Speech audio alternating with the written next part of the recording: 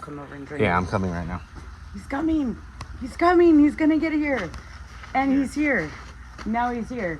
I'm here. Okay, so what do you see behind me? Not a Ford Bronco, I know. It is, I don't know, what year is it? 71? 72. 72. We have a 72 C-10 behind me here. Obviously, you probably all love this truck. A lot of people do. It doesn't look like it's in good shape. It was just built and then got in an accident. So as a donor motor, possibly, that is what we were looking at for this, is that it does have an LS. What do you remember exactly what it was? I think it's an LS3. An LS3 inside of it. And so we think the block is good still. Everything looked good on it, I believe. It's got a little fire damage, but just on the wiring harness and the top. And the top, like the intake and stuff. So looks like it can be salvaged and stuff. You know, with racing, you pretty much have to kind of go with, you just got to keep them going and stuff. And I was looking for a motor with Ford Performance, and maybe it didn't happen this time, but maybe it'll happen next time. And so we are looking for a different motor, and that's what this is. And so we're going with the LS, where everyone says the block looks good. Inside here, you can kind of see. Yeah, we're gonna dig it out, and hopefully, you know, once we get in there, with all the twisting and bending and everything that's here, the motor itself is still structurally intact, and that's what we're hoping for. Yes. So that's what racing is. If you want to keep moving forward, you know, your budget maybe changes a little bit, but you figure things out. I think one of the things I know I'm really good at is resourcefulness. So always talking about things, putting things out into the world to make sure that they're happening. And so we were talking about, you know, looking for a motor, and then this came up. So that's what happens. So the adventure begins. And now we get to tear it apart. So you get to see what this looks like. There's probably going to be sawzalls and all kinds of things flying around and stuff like that. And our dog Cooter wants to say hi. So we will take you along on that journey right now of tearing the motor apart so we can get it, the block ready and set inside the Bronco. So let's go. What do you dingus is doing over there? Take the big hammer. Oh, of course Daisy's up there. She has the best view up there. That's just typically what she does. And Cooter got the tools out. And we've mentioned before that we like to do the cordless ones, all battery operated type stuff, because it's just easy when we're out here in the desert doing stuff like this.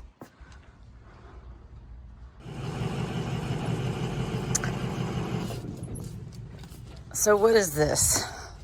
This is hopefully our motor. Way back in there. And that's what we're gonna figure out today. If we can salvage the motor that's in here and use that in the truck and the Bronco.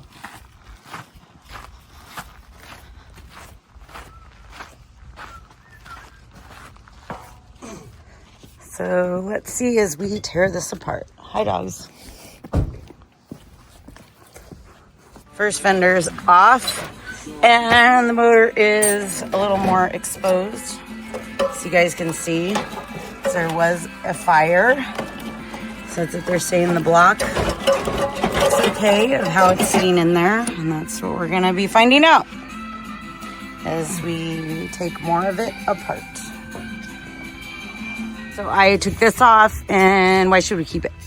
We're just trying to make sure any modules that may be going with the motor, if they need to get replaced, we're saving what's here, so it'll be easier to order the parts later and then kind of, you know, reprogram things. And that makes sense. So even if we're not using it and it is bad, we will at least be getting. Yeah, we're gonna. Like I told you, the wire harness is completely cooked up here, so we're probably gonna end up needing to get let's look at that.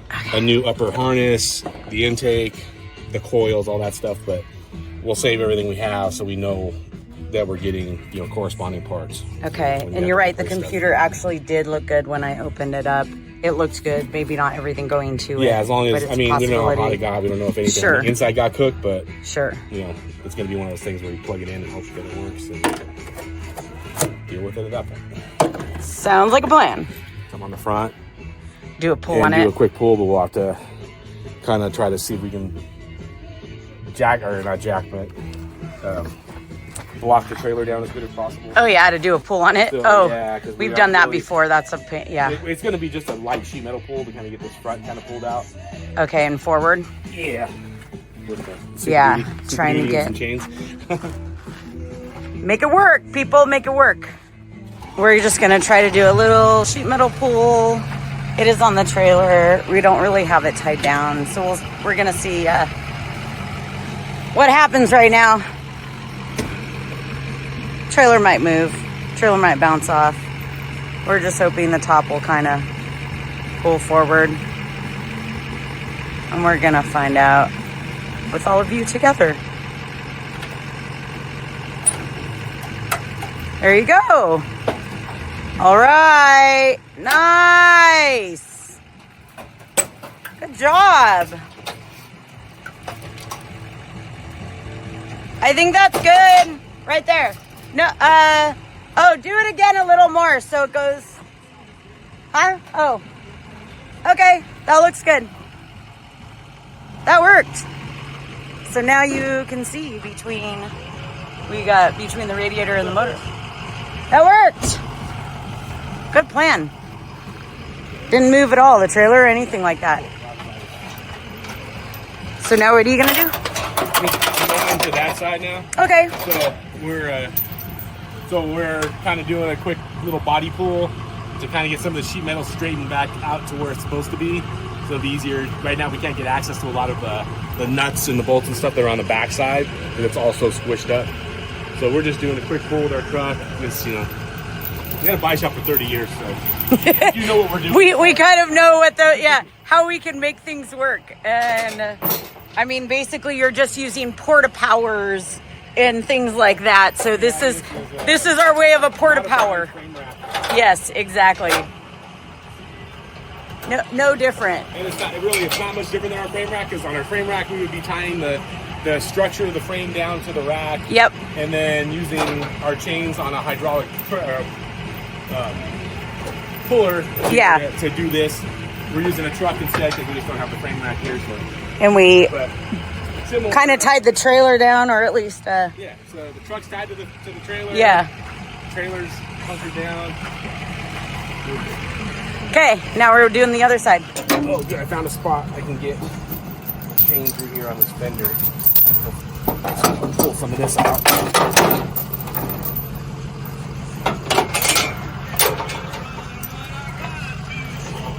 This is all we do at the body shop. Grab a hold and pull and drag, right?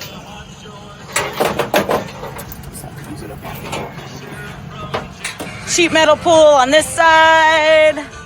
Let's watch it. It's nice and slow. Just trying to gain access. It's all good. Keep going.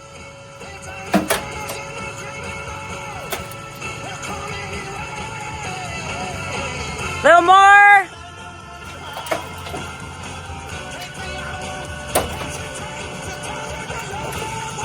It's still going. It's still good. Nice. Okay, hold on. Go back a little. It's starting to come off the stand. What's that? Oops. Got to use the off-road jack for this. Of course. The other jack not going to cut it. Get your off-road jack, your Pro Eagle, the official, the original off-road the jack. original off-road. The original. Just put it lengthwise. Oh, smart. So that way if it does slide again like that. It's got a lot further to go. Yeah.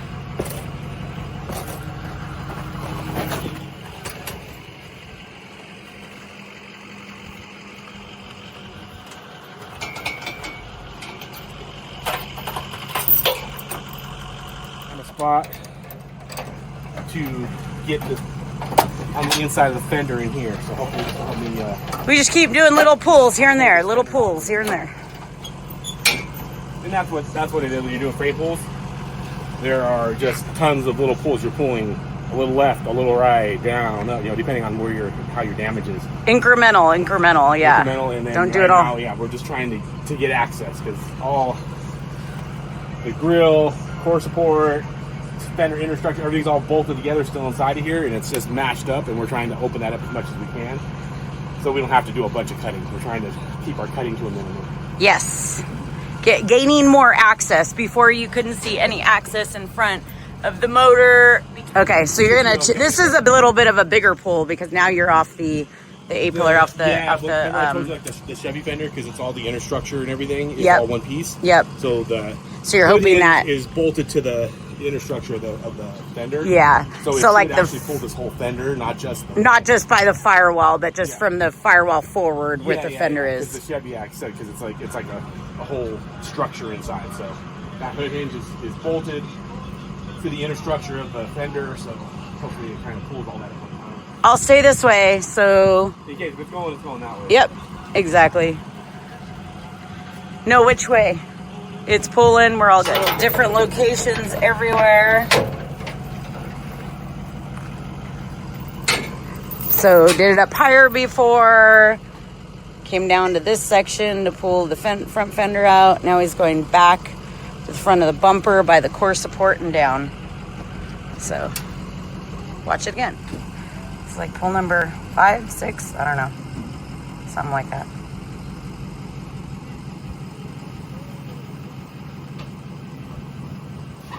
Probably should move that tire. I feel like it's gonna go straight into that tire. If it's gonna do anything. Not really too much.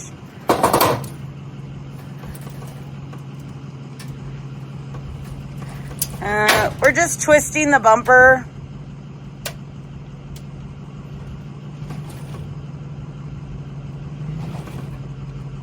I mean, I guess it has the frame, but now we're getting big into it. Not a sheet metal pull, we're getting into a frame pull now. We're not on the frame, but it is on that right front section of the frame because we have basically the bumper is bolted straight to the frame. So that one's that's a lot harder. That is definitely something that takes a lot more, and this frame is pretty twisted. Didn't what? Yeah, we got the bumper pulled away now enough so we can actually access where it mounts up to the frame. Yeah. Before we didn't even have enough access to get our hands in there. So at least we can do that now a little bit. I think now I'm going to try the fender again because now the bumper's out of the way. It might pull this out a little ways. Okay. Do you want to take the tire off at all or no? We're good? No, because I think it's going to be above it. Okay. Do you want me to take the bumper off or no? No, because I think this is going to pull. Okay. Pull above it. Let's see what the next pull does. Okay, another pull on just that lower corner of the fender and the core support.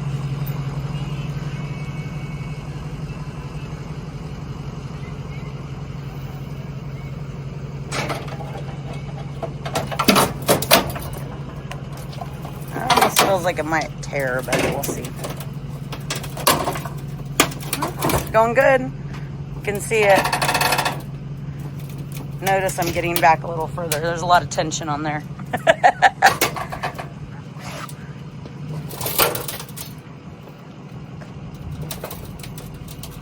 I'll move closer. There we go. Okay, he's done. You could tell when that tension is on there like that, you know how far away to get.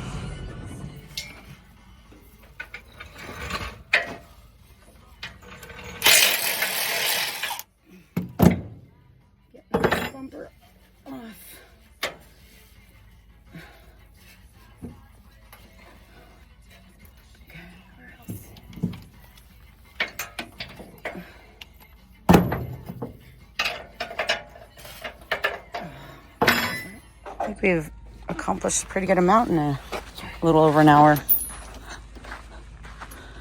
And this pulled apart.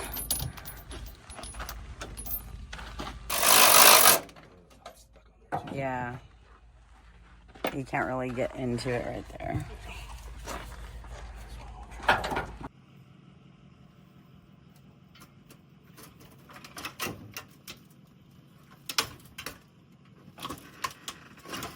Okay. I think so.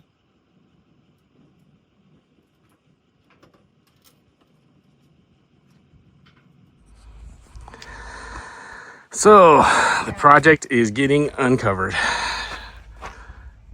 Got a little melted parts to deal with here. Headers are wiped out. Block looks like it's okay though, so that's what we're hoping for. Go through it.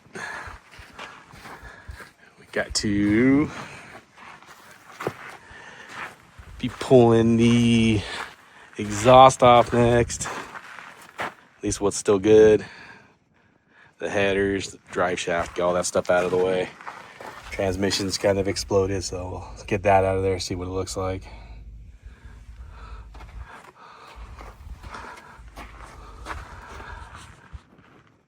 Fun times. Oh, this morning we're gonna finish pulling the motor out of this thing. Hopefully everything's all disconnected. At least we hope it is, and everything kind of slides out. So I don't know, we'll get some straps on it, get the forklift over here and lift and see what we got.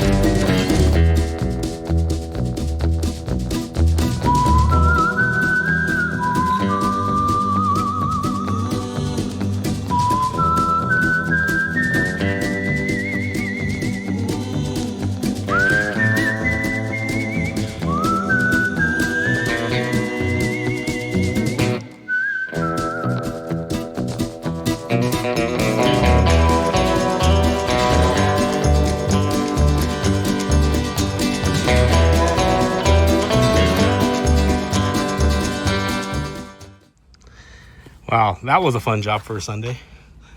We at least it's out now. We'll get it pulled apart and start seeing what actually needs to be replaced and what's good and what's bad and what we can salvage out of any of this. But and the other part of the job is just I gotta deconstruct the rest of this truck, take some parts off. Kind of that was our fee for for getting the motor, to see what we can do with it. So told him we'd strip the truck down. So on to the next one. Appreciate you guys watching. Keep following along. It's getting some pieces put together for this thing. See you guys.